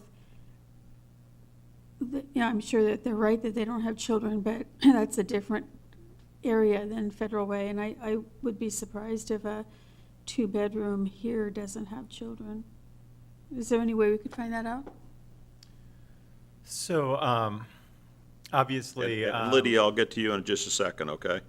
You know, if if you're building, so the conversations we've been having have been about, building housing in more urban areas and near like light rail. And then, the mix of units ends up being much more studios, and they used a word, something efficiency, which I'd never heard before. And then 1 bedrooms and 2 bedrooms. And, the idea is that most of their, clientele are either people freshly out of college, young professionals, early families that may not have kids. Those 2 bedrooms more likely go for, a bedroom and a home office. And so, but does it preclude a family with, 2 kids from moving in? No, it doesn't. So that is a possibility, if that location appeals to that type of family for whatever reason. Maybe they don't have a car, and that's near transit, and that works for them. So there could be kids. That was a long way to get there, sorry. I have another question. Go ahead, and then I'll go to Lydia. Is there any way, you said the interlocal agreement with the schools from 1996 says that we'll find out what they're spending the money on. Can we get those reports? I've never seen one. Brian? From the school district? Right. Yeah, we can get that. Okay, I'd be very interested to see what they've spent the money on over the years. We'll go to Lydia next. Yes, now why did I forget my question?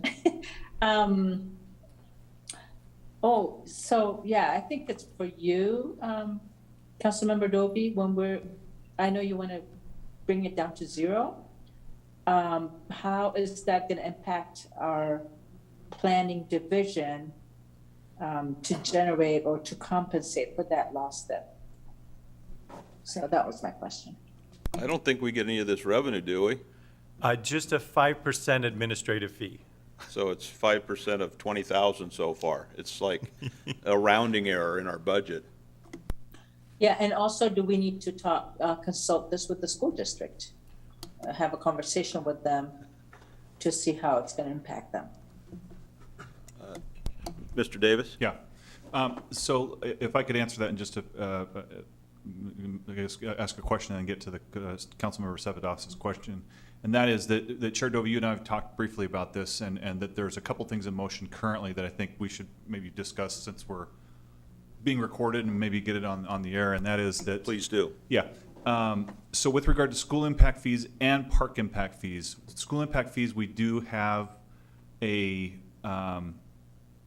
effort that we're currently looking into to see what this was part of our housing action plan, because school impact fees was a barrier to development.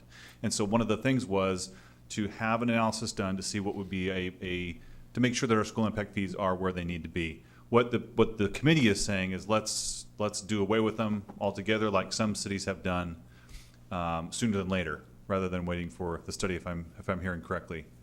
And I agree with Councilmember Sepidosson. We should engage the school district if that's the direction we're heading. I did hear that the school district themselves aren't proposing any new fees for next year. So that we might be speaking the same language at this point. We just don't know. But there is, so park impact fees is the next thing. And that we did sit down with park staff and discuss the next steps to propose a parks impact fee, because currently the city has none and has desperately needed some for years. But because the school impact fees are so darn high, we really haven't had the capacity the developers, don't have that capacity to take that additional fees on. So we've never brought anything to the council. We wouldn't be so bold to do that, given that the school impact fees are so high. But we do have a need with our parks, with the impacts that development creates to the parks that is up to this point has not been accounted for. So we did get an estimate on what that analysis would be, the park impact fees, because it has to be a calculation that is justified. We can't just pick a number out of the air. As you can see from this table, cities can come up with any number of different methodologies to come up with a number. And there's different factors involved here with this table, you know, the price of land, the number of kids in the district, the type of tax base. This, you know, Tukwila is primarily retail and fewer residential, whereas, you know, we're a little bit different. So there's different factors that go into a city calculating their impact fees. And with park impact fees, we want to, if the council is supportive of that, we want to bring a calculation, a fee amount that is backed with methodology that can be defensible and is reasonable for the city to propose. So I wanted to just kind of say that with the school impact fees, yes, the council can do anything that you want. I do think it would be good to engage the school district before we, whatever next steps you want to take, whether that's to bring it back to committee or to council, or wait till the fee schedule update in November.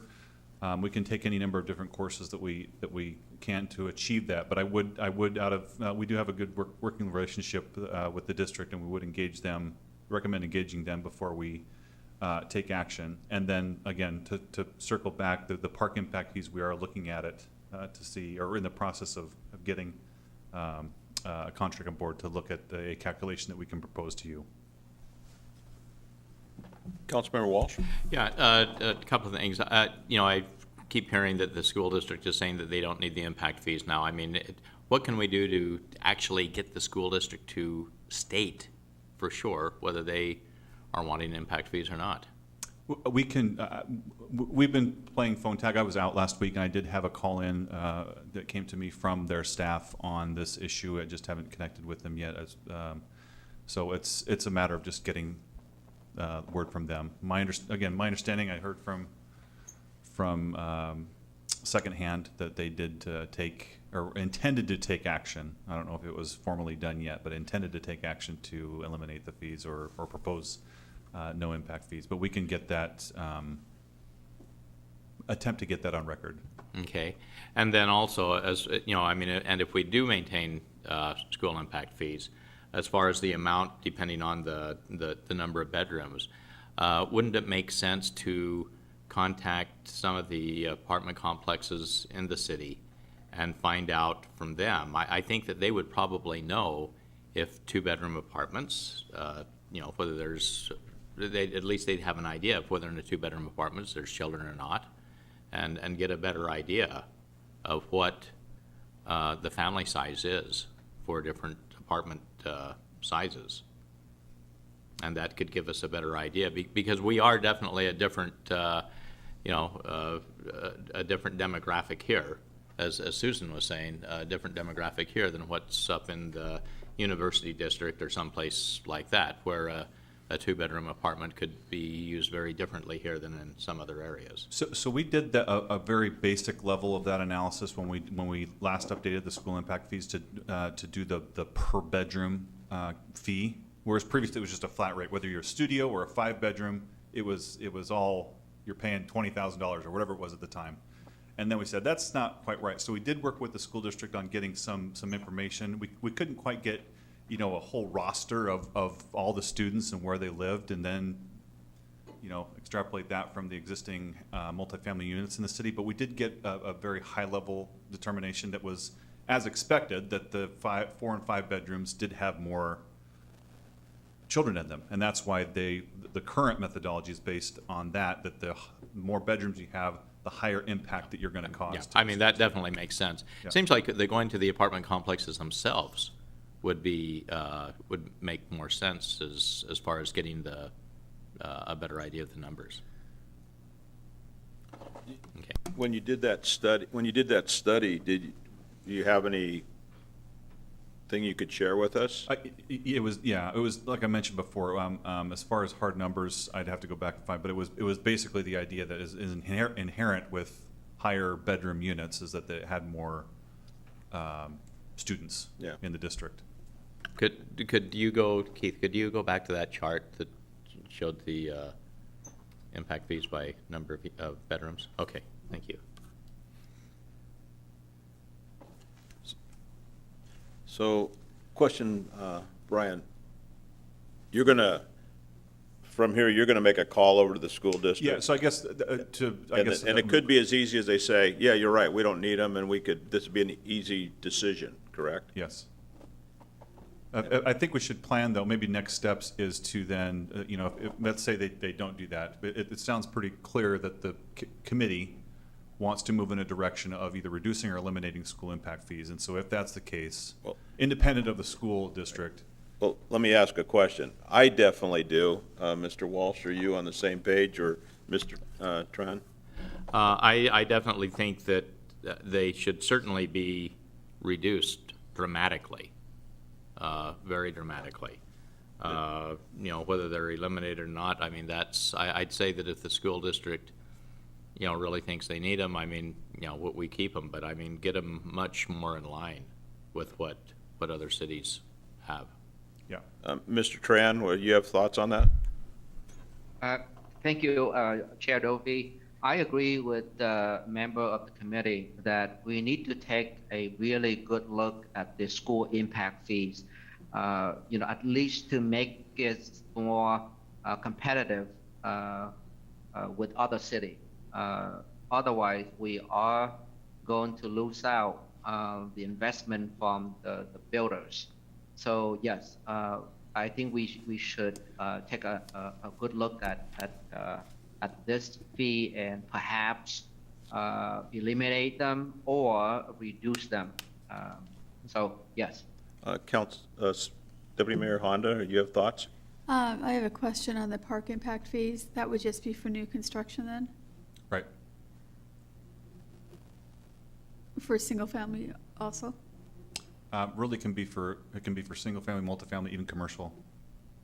It just depends on what again, we would need to base it on a calculation or methodology that is defensible. And you could make an argument that commercial development does have an impact to parks because of employees or whatnot that's using parks during the day. So those fees would not come anywhere, in your best estimation, anywhere close to the school impact fees? Well, no. I mean, to the point that we're discussing here today, we don't want any number, whatever the impact fee is, whether it's a school or a park. The premise for this discussion is that our impact fees are allegedly too high for development. So park impact fees can only be used for new construction of parks or for maintaining the existing parks? It's generally it's for capital improvement, so it can't cover operations, but it can cover any capital expense that parks has. So it could be building new parks. It could be like replacement of all-weather turf. It could be replacement of backstops that are in existence. Buying a new mower. Any of those kind of things could be purchased if they are on a capital projects list for the park department. Does it have to be for a park located near the construction? No. Or citywide? Citywide. Okay, thank you. And one of the things we're talking about, since we're there, and we were going to daylight park impact fees another day, but since we're there, one of the things that we've been talking about is fixing our code as it relates to required open space. And so this is one of those things where I think there's a way to make this a win for the builders and for the city. Yes, Lydia, you had a question? And I should ask, where are you on this, or do you have any opinion?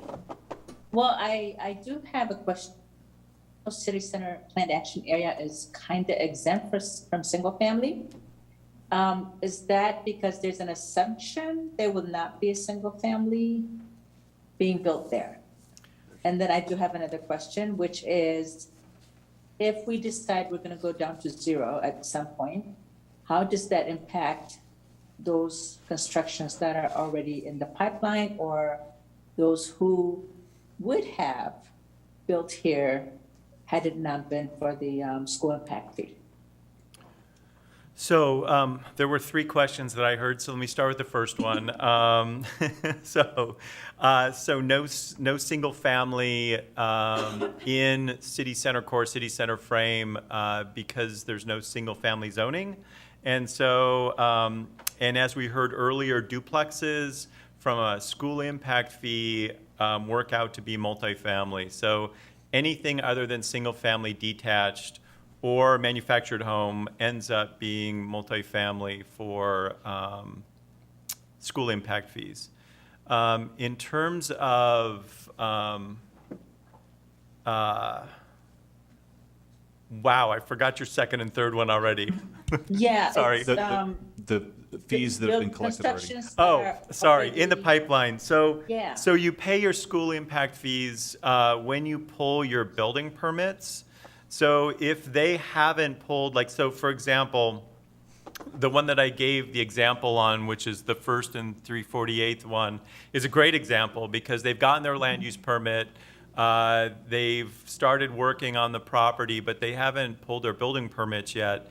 If the city were to, say, reduce or change school impact fees, and that whole project is studios, 1s and 2 bedrooms. There's nothing bigger than a 2-bedroom. So they would be a great developer to talk to, Councilmember Walsh, in terms of what do you expect your leasing client to be in terms of the 2 bedrooms? And if they come back and say, we think it's families, well, I think that'll be a very good test for the question, since they're already here and they already probably figured out who they think is going to lease up those units. So in terms of stuff in the pipeline, they would basically not pay school impact fees. And for all of those that are swimming around Federal Way but yet to jump in the pond because of our school impact fees, and we've actually heard that very specifically, at least I have, there's a property that's zone BC right here, right west of Belmore, which has come in for 2 or 3 different pre-application meetings.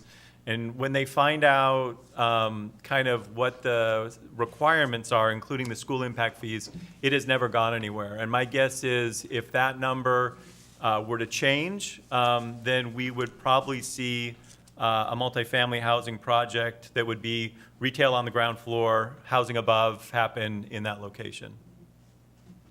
Does that answer your questions, council member? Yeah, it's just the part where if I was a developer, Last One year, second. Danny, if I were a actually, developer, donated. I'm sorry, I did something. If I was a developer and I find out that it's gonna be 0 next week, right? Yeah, Or next month, whatever. Whatever the situation may be, right? So would I mean, I don't know because I'm not a developer, but would they pull their application and start over? What would that look like? So, And again, I'm just coming from a completely That's a- novice, somebody who doesn't know anything about, development. That's a great question, Lydia. Very good. so I think it depends on when this change will occur. As interim city administrator Davis mentioned, we have a study going on right now, looking at school impact fees, multifamily tax exemption, density bonus, and our inclusionary housing requirements. So that's ongoing now. That's expected to be before the council by the end of the year. And that's a commerce grant. If we were to do something quicker than that, there are just not that many projects that have started, and the land use permitting process takes, let's call it 8 to 10 months-ish. And then you past that, then you design your buildings and you come in for a building permit review. And so the whole permit process is about a year to a year and a half. And so if I haven't even started yet, I'm going to guess this ball will stop bouncing before then. The council will figure out what to do, and that'll be in place. I think the other piece of this, council member, is if the council changes the school impact fees, we need to somehow market that to builders who might be, who might have circled our pond once already and walked away, to now all of a sudden say, oh, wow, things have changed, the dynamic's different, and the cost of building in Federal Way has just changed dramatically. That would be the message we need to get out if that is indeed what happens.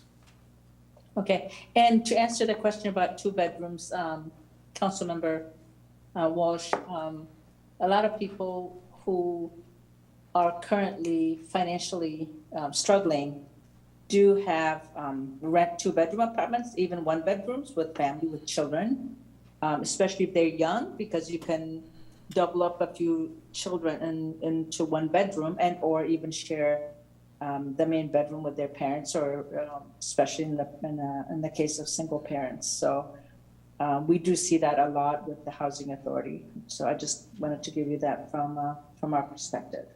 Thank you.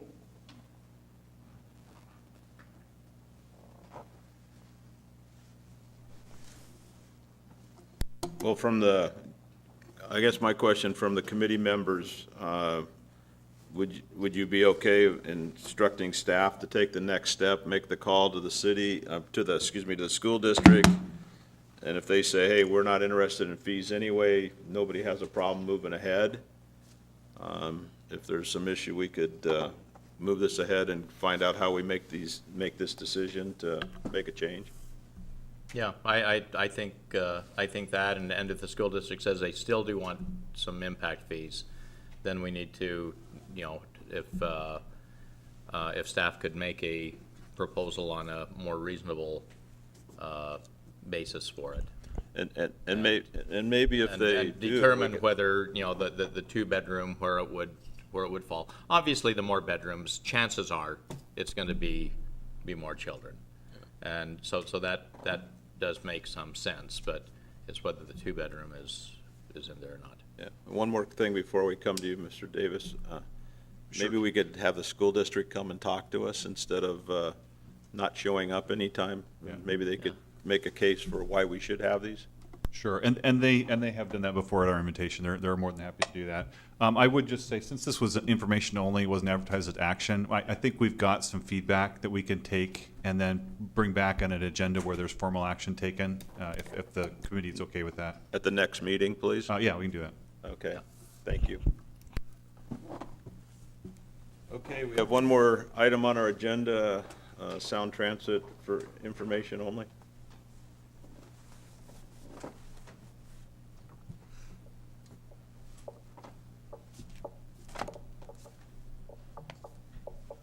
Thank you, Chair Dovey, Deputy Mayor, members of council.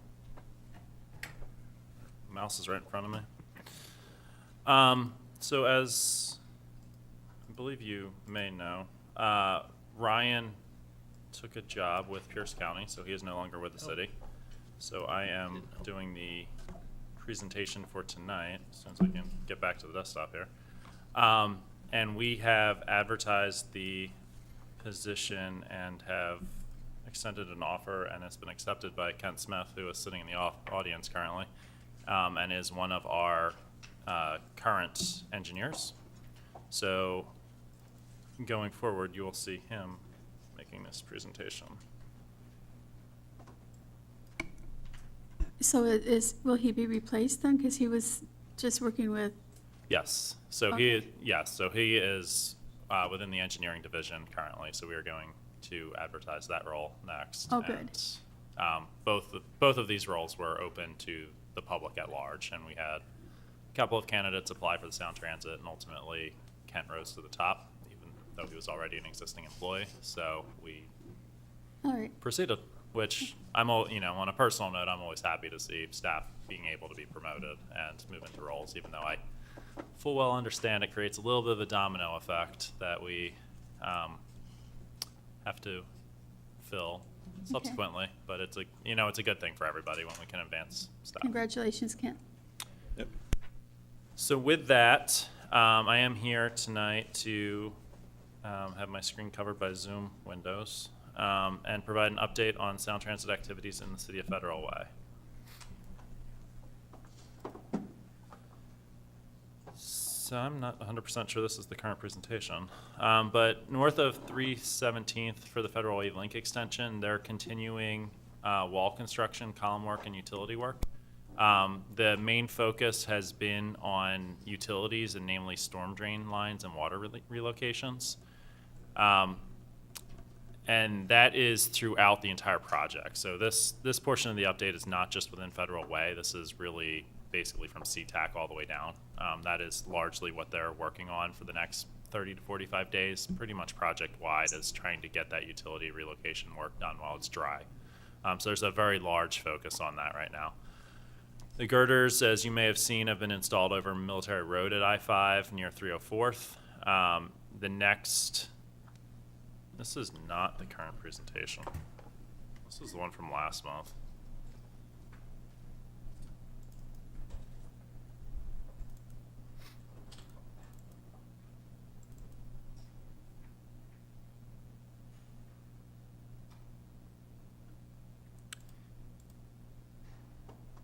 And I can't get to the network drive on this.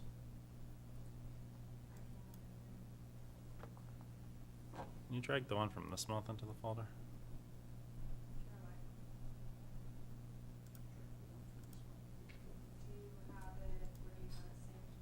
It's on the, can you get to the T drive from there? Should be a folder called Council Updates.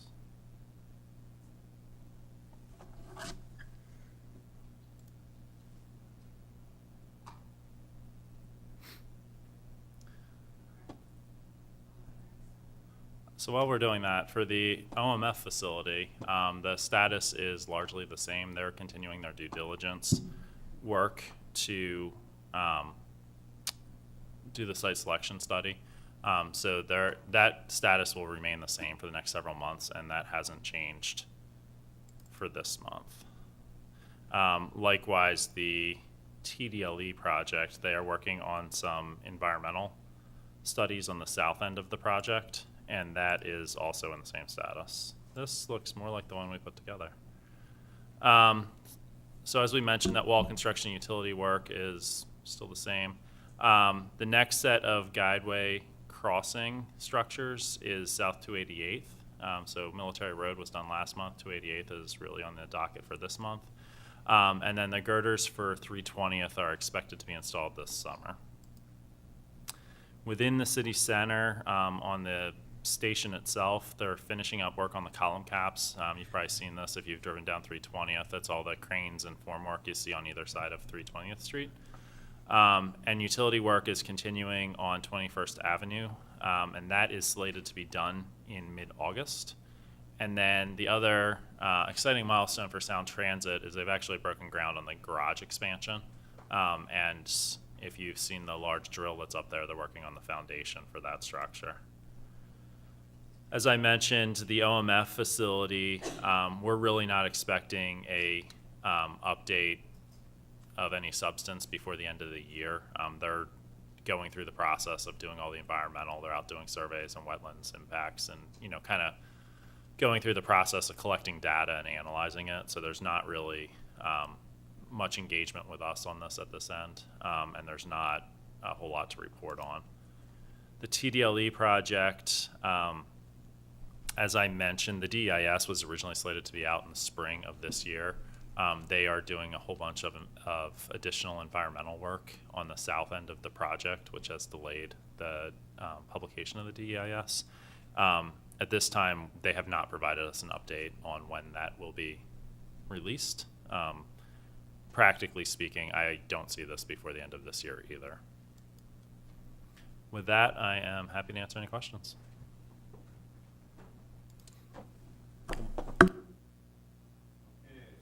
I see no questions from the dais. Are there any out there at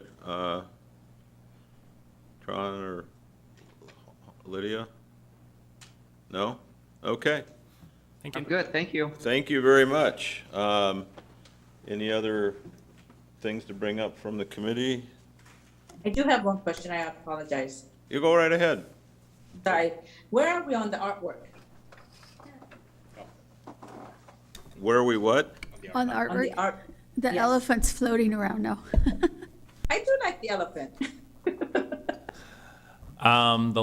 It's been probably 2 months since I've gotten an update from Sound Transit on that. The last I heard, they had sent the artist literally back to the drawing board and he was going back and doing additional public engagement and speaking to various community groups across Des Moines and Federal Way, and then was supposed to be representing an idea to Sound Transit.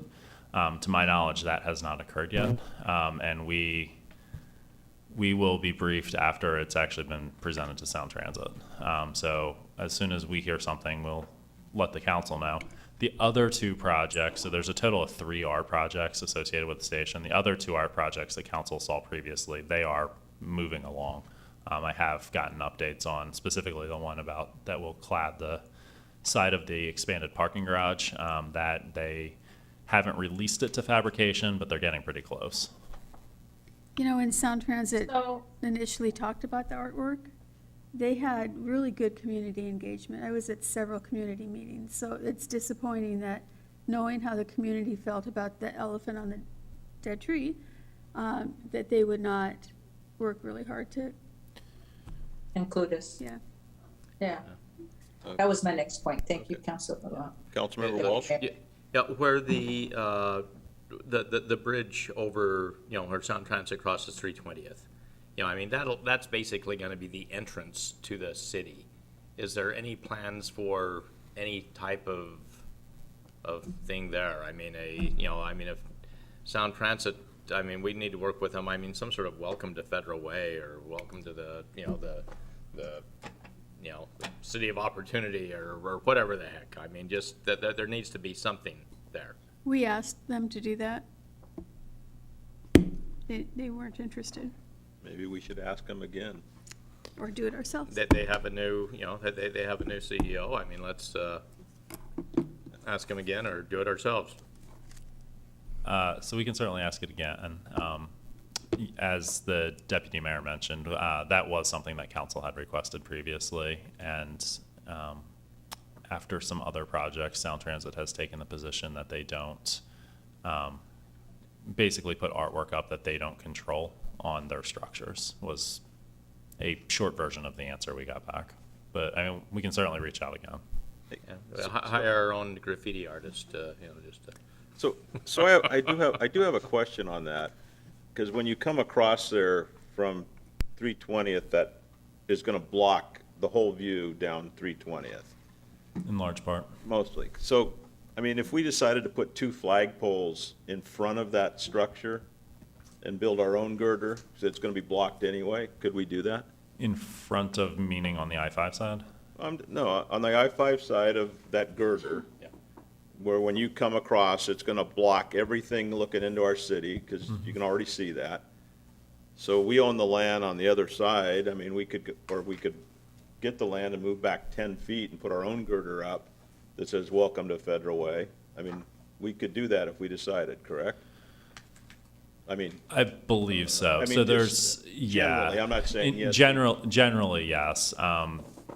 WashDOT controls a large portion of that because of the I-5 ramps. So it's definitely not just the city says go do it and we go do it. But you go 5 feet back or 10 feet back before you cross the street. Right, so you're getting closer to the WashDOT control area, getting closer to I-5. But if we stay on this side of the WashDOT, we have control, potentially. Potentially. Okay. Yeah, I mean, that's definitely something we can explore if there's a desire to do that. Okay. Thank you. Seeing no other things, unless, we'll close our meeting. Thank you all.